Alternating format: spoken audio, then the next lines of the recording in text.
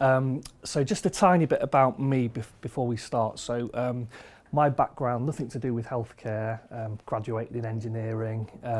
I ended up, after working overseas for a while, working in the nuclear industry at Sellafield. And in 2008, I was kind of a project manager in the nuclear industry, everything going well, young daughter, and we had this terrible tragedy. And my second child, a little baby boy, died shortly after he was born, after really serious failures in his care.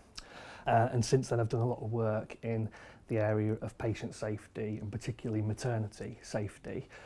That's a picture taken in March 2008.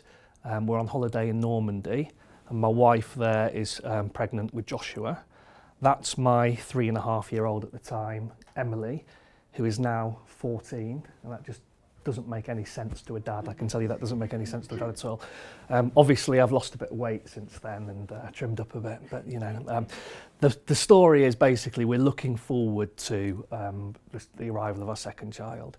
Normal pregnancy up until about 3 weeks before Joshua was due, where we'd had this week of feeling poorly and kind of headaches and sore throats. And I remember getting home for that weekend on a Saturday night, and my wife about 9 o'clock at night shouted at me from the bathroom and said, "James, I think my waters have broke," you know. And so I'm a calm, independent man. I phone my mum in sheer panic and say, "What do I do?" And to cut the story short, we went to the hospital. We were reassured everything was fine, confirmed that the waters had broke, sent home, told to go back if there were contractions. Nothing happened. The next day we went back, got checked over, sent home again. And I remember my mum thinking it's a bit strange. In my day, they didn't let people's waters break for that long, but that's the advice we were given. Until then, the Monday morning, about 5 o'clock in the morning, so this is nearly 2 days later, my wife's contractions start, and I drove her to hospital at about 6 o'clock in the morning, which was just in time because the exact time was 7:38. Baby Joshua is born. But shortly after that photo was taken, things started to go wrong actually. And it wasn't Joshua that we were worried about, it was actually my wife. And she collapsed, she had a very high temperature and a fever.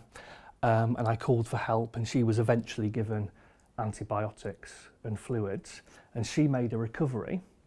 And I remember being a bit worried about Joshua, thinking my wife's been very poorly, she's needing antibiotics and fluids. What about Joshua? And we were just told adamantly, Joshua's fine, it's your wife you need to worry about. And we now know actually he wasn't fine, he had an infection, it was actually the same infection that my wife had. And we now know that had he been treated at that time, the outcome for him would have been fine, he would have been 99% okay. So over the next 24 hours, these were all things that were happening to Joshua. So he had a low temperature. And I remember, kept being put in some form of a heated cot. And I remember thinking, at least his temperature's low and not high, so I can relax about infection. But actually, that's how naive I was. A low temperature in a newborn baby is a sign of sepsis and should have been recognised as a sign of sepsis. All these things, he was reluctant to feed, lethargic, breathing quickly. And to all these things, we were actually, my wife and I, raising concerns about Joshua. And we were told it's normal, this is a slightly premature baby, all these things are normal. It wasn't referred to a paediatrician, and actually he collapsed at 24 hours of age, a very, very poorly baby. And I remember the next day thinking I was going to go and collect Joshua from the hospital and getting this terrible phone call saying, your son's very, very poorly, you need to come down. I get to the hospital, and this is the sad bit of the presentation, I'm afraid. He is in the intensive care unit. He's then transferred to Manchester. In Manchester, we're told it's a very serious condition. I'm told there's a chance that he could die, and if he doesn't die, there's a chance he could have brain damage. And then he's transferred to Newcastle for something called extracorporeal membrane oxygenation, a heart and lung machine for babies. And at this point in Newcastle, we're told actually his prognosis is quite good. And that there's 90% chance he'll survive. And on the 5th of November, they had to turn the ECMO machine off and we had to say goodbye to Joshua. So terrible, terrible set of events you can only imagine. So there was no inquest. So we were told that the coroner had taken the view that Joshua had died of natural causes and there wouldn't be an inquest. We were told if we had concerns about his care to make a complaint to the hospital, which is what we did. A few weeks later, we were told that some of Joshua's records, his medical records, had gone missing. And the records that had gone missing were any of his observations from the time he was born to the time he collapsed. There was nothing at all, and to this day there's not a single medical record of any of his observations, and that's relevant later. We were told, for example, that what happened to Joshua was a one-off and that nothing like this had ever happened in that maternity unit before.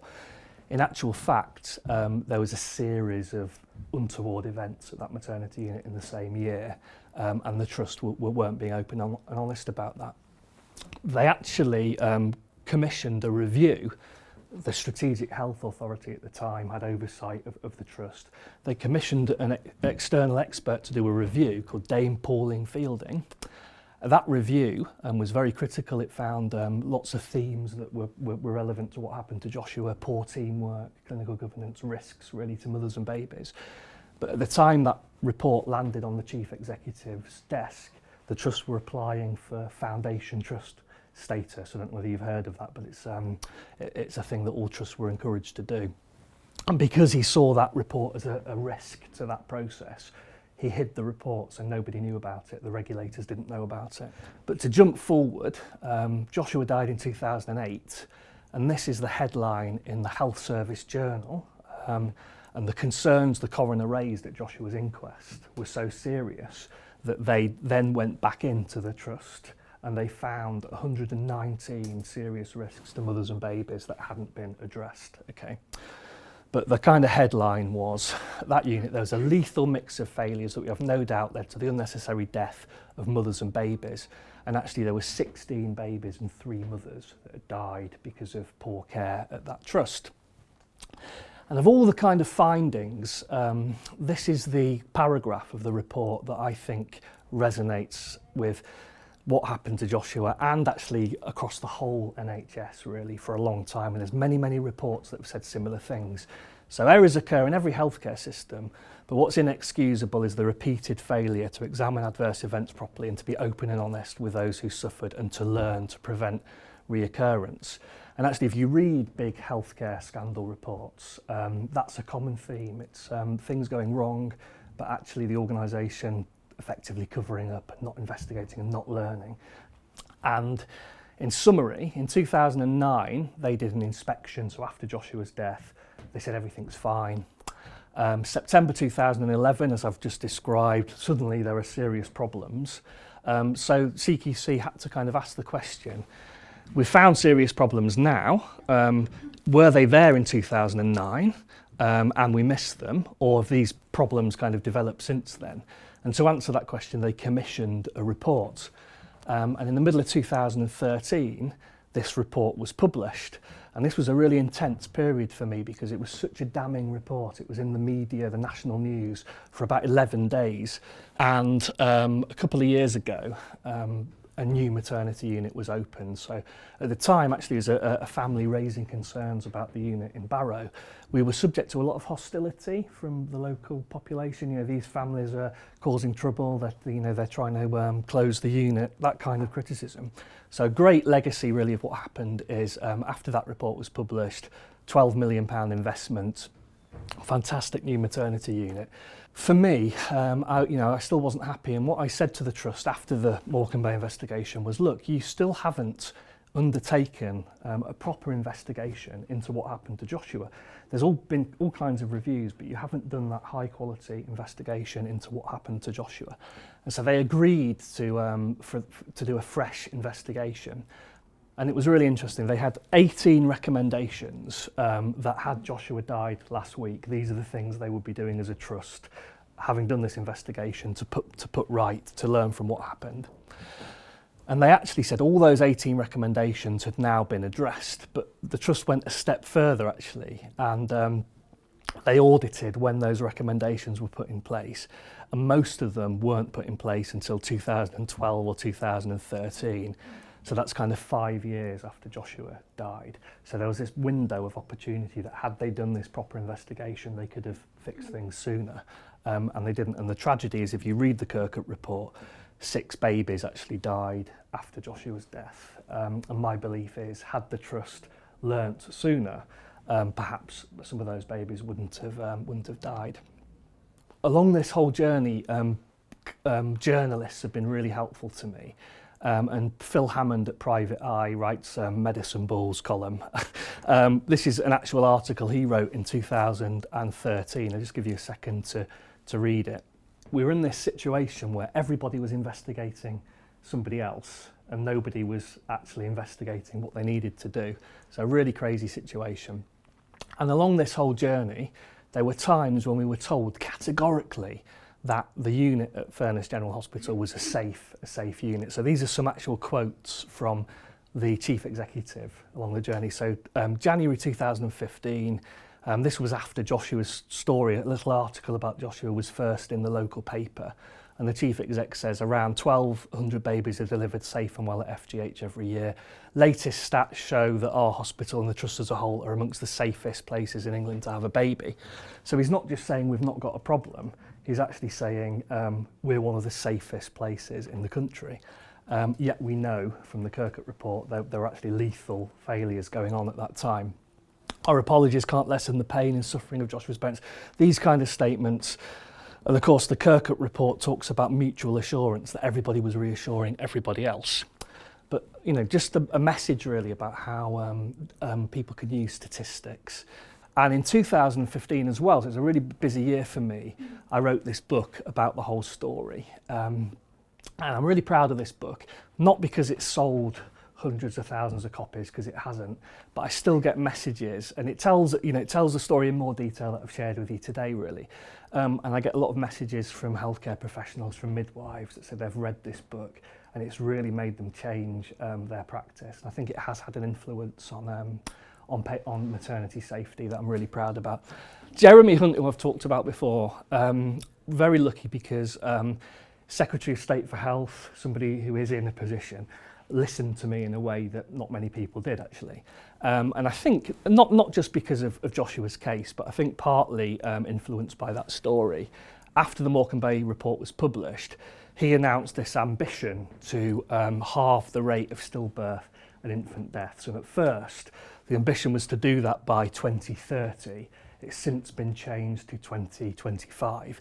And what I can tell you is, I think, looking back on many different reports, going back to kind of, an organisation with a memory, or Bristol, the Bristol inquiry, there's a sense that change doesn't happen after them. And I was a bit worried about the Morecambe Bay investigation, that this might be the case, that nothing would happen. I'm so pleased because so much is happening, and this bit of work at the moment is still continuing, and there is so much to it. There is so much investment, there's so much energy, there's so much national leadership now into this campaign to reduce avoidable deaths like Joshua's. So there's been funding for multidisciplinary training. There is a lot of work on the Saving Baby Lives care bundle that's being rolled out across the whole country. And where this was trialled last year, they found, I think, a 20% reduction in stillbirths from that care bundle. What's crucial is being able to be open and honest, being able to learn and properly take the lessons from that. And we now have a whole new organisation, I think it's a world first actually, called the Healthcare Safety Investigations Branch. And it's designed specifically to do investigations into healthcare problems, into failures that don't look for individual blame. So this isn't about pointing the finger at an individual. It's about what does the whole system need to do differently to make sure this doesn't happen again. Now 100% of those cases are investigated independently by this new body, which I just think is absolutely amazing. And I get to go, so you can imagine they've had to train a lot of people to do these investigations.